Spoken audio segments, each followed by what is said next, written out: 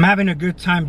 I'm serious, man. There's just people playing this heel role, and it's not in them. I'm gonna tell you why it's not in them, because I kind of mentioned this in the video, but I didn't really get into it. But when you're playing that heel role, I mean, it doesn't suit you. Like I said, it's like, even if you were a real heel, are you gonna actually go out and basically show this heel role off, putting the mask as if you were the real bad guy? I mean, you're bound by morality, all right? You're bound by morality. You cannot be the real bad guy. As a matter of fact, when you watch wrestling, all right, there's certain things that the face cannot do.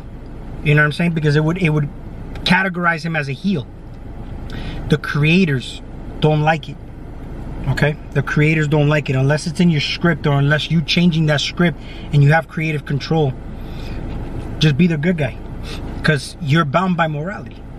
Right? Morality. If you really want to be a bad guy, there is no morality. Because if you have morality, right, you have duality, and then you have regrets, and you can't live with regrets, right? One would not want to really live with regret. Why would anybody like to live with such a heavy thing called regret? Okay, just play the good guy. Be the good guy. You're a good guy.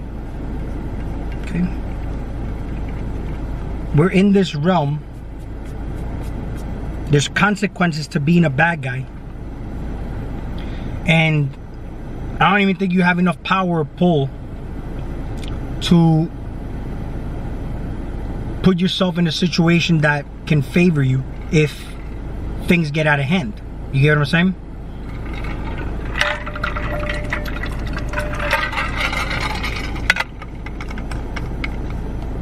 You got guys like, I remember Pablo Escobar when he got locked up. His fucking jail looked like a retreat center.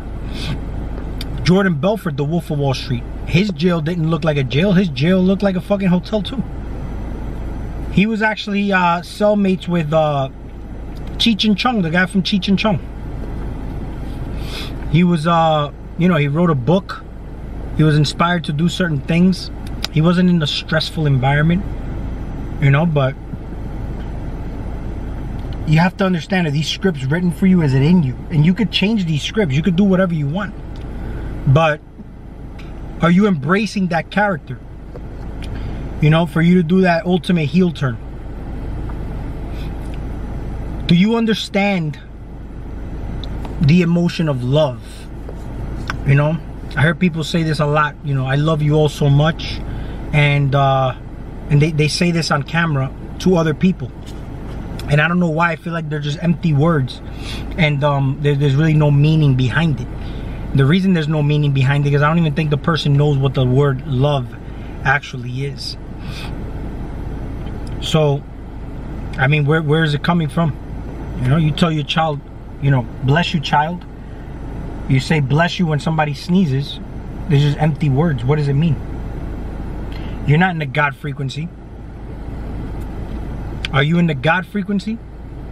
Like taking charge and control of your life in a sense where you hold yourself accountable.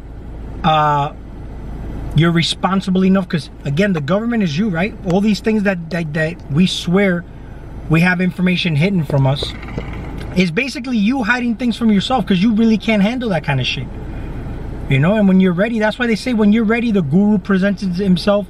They say that when, you know, when you're ready, certain things start to present themselves to you. People, places, and things, scenarios start to present themselves to you. I mean, it's also up to you to recognize and realize the opportunities when they're there. But you gotta embrace the character that you're playing.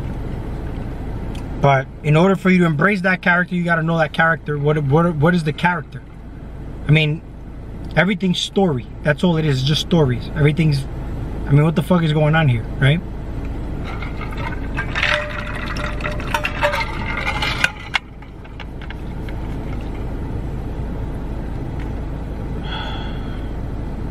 You know what's funny is that some would actually question, what the fuck am I actually talking about? Right? What the fuck is he saying? What the fuck are you talking about? I'm not telling you anything groundbreaking or mind-blowing, or I'm not trying to sound deep or anything like that. Understand this. Just like there's techniques to working out, to sports, to whatever there is, there's techniques to thinking too, okay? It's just like, I'll give you an example. They say to catch a criminal, you got to think like a criminal, right? Could you think like a criminal if you had to? Could you think like something that you're not? But in order for you to catch a criminal, you got to think like a criminal, right? I actually one time told my mom certain things, like conspiracies that I found out during my, you know, this process when I was like searching and uncovering shit and whatnot. I was telling my mom about the corruptions of the government and what they're actually doing to the people, you know, the poisons of the water, the food and the air and the fucking chemtrails. I went all in on that shit, man. And it's like I realized it was a big ass waste of time, but my mom, it literally went in one ear and out the other. So no nutrients absorbed at all. I mean, it's just kind of like somebody eating something, they didn't absorb anything and they just fucking had diarrhea. But what came out of me was diarrhea too. It was just basically diarrhea of the mouth. You know, bombarding her with all this shit. And that's when I didn't really know any better. But see, here's the thing though.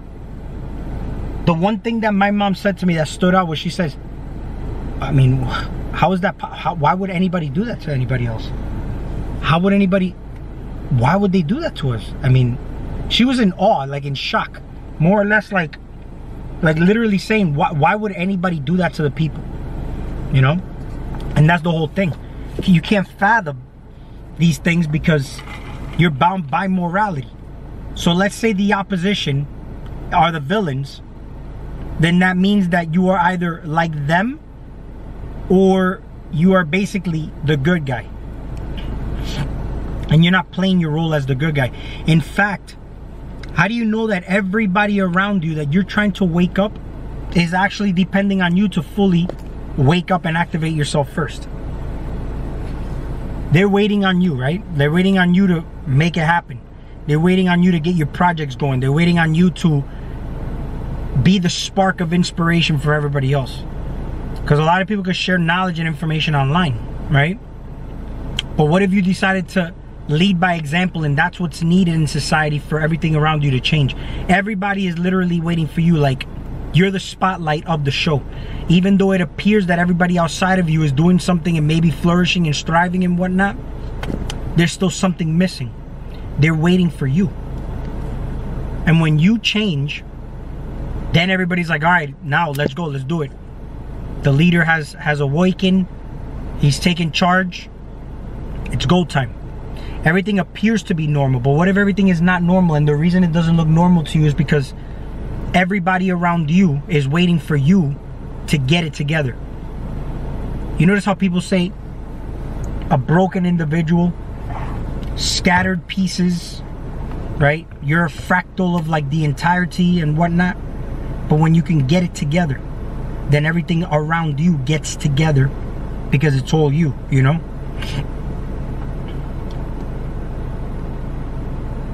Broken down, whether it be spiritually, mentally, physically, whatever it may be. You know, it requires a little bit of discipline. If you want to look a certain way, you got to have discipline and eat a certain way, right? Measure and be calculated with certain things as far as like calories and certain things go. But then you got to go around the whole myth of things like protein and whatnot, right? I'm gonna get into this and then I'll cut this video out. Even the protein that you've been told that you need in order for you to grow muscles.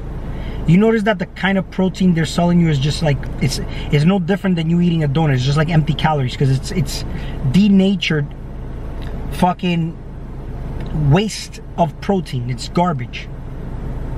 Molecular structure is been altered. I mean, it's acidic food. So you need more of it, right? Because it's just like this. Like if you're eating the right chemistry, the right nutrients, then you don't need that much of it, right? Like somebody who's B12 deficient, you can live off 7 micrograms and it recycles in your system for years. But instead people are like, and I said 7. There's people taking 25 to 5,000 micrograms in a supplemental form and they still B12 deficient because they're not utilizing it. Their body, the condition of the body is not, it's not utilizing it, right? It's not even a vitamin, it's a bacteria. You gotta know what it is too. Some people get injections and they're still B12 deficient. They still can't make do of it, right? Protein, you can build protein by eating a worm, okay? And I get more out of that worm than somebody eating 6 steaks. Well, why? I mean, think about it. If I'm eating a worm, not only am I getting a bioavailable source of protein, right? But it's life force. There's still a hydration aspect attached to it. The water content is still correct in there, right? But most important, like I said, the life force energy attached to it. So it's something the body's utilizing. An intelligent body, like the one you're inhabiting right now, is making do and use of this intelligence that you're intaking. Now, you're not gonna go and dig up a worm and fucking go eat it. But if I was to grow fruit, it's inevitable that you're gonna eat some type of bug in your life. I mean, the reason why I say this is I grew such a fucking boatload of fucking blackberries, all right? And I'm gonna tell you right now that I must have ate a shitload of worms in a couple of them because some of them, you know, you can't stay on top of them. Some of them ended up getting a little bit overripe and whatnot. So I noticed that I opened a few of them up and they had these, it wasn't all of them. It's just like when they stay on the vine too long, you may have missed it. And then you look at it, you know, the ones that are real soft and overripe. These little worms are the larvae of like fruit flies. All right. Now I played a game one time for PlayStation and I remember I played this game called Mad Max. And it was kind of like the apocalypse, you know what I'm saying? The end of the world type shit, you know? But the way that he kept himself nourished was by eating maggots, eating the larvae of these fruit flies and whatnot. And this is the way he was being nourished. Even eating a fucking, a rat, if I remember correctly. Roadkill. The motherfucker was eating roadkill. You know what I'm saying? Think about these little things carefully. Everything, like I said, videos, movies, they all give you fucking information. They're all telling you something, right? The same way it's all about perspective. What you deem disgusting is also a perspective. And this is one thing to really take into account. I mean, look at a cheeseburger and people's stomachs start to rumble, right? Wow, that looks so delicious. It's beautiful. I mean, it's in a bun, you got the cheese on top, all that kind of shit, right? It's actually one of the worst designs ever because if you look at the bread, the meats, you got that, everything in there is as far as how it would process in your system is one of the most unhealthiest things, which I won't get into now, I'll do it in another video. But just the bread alone, the meat, all that, does that really combine together to fucking be of aid or of service to yourself in your body and in such an intelligent species of a body that you have? You know what I'm saying? We look at all the animals in the wild, all the animals eat intelligent food, right? One would say, well, these, you know, roadkill, but yeah, but there's bacteria, there's stuff in there, right? My camera's gonna cut off. But I'll tie it into another video.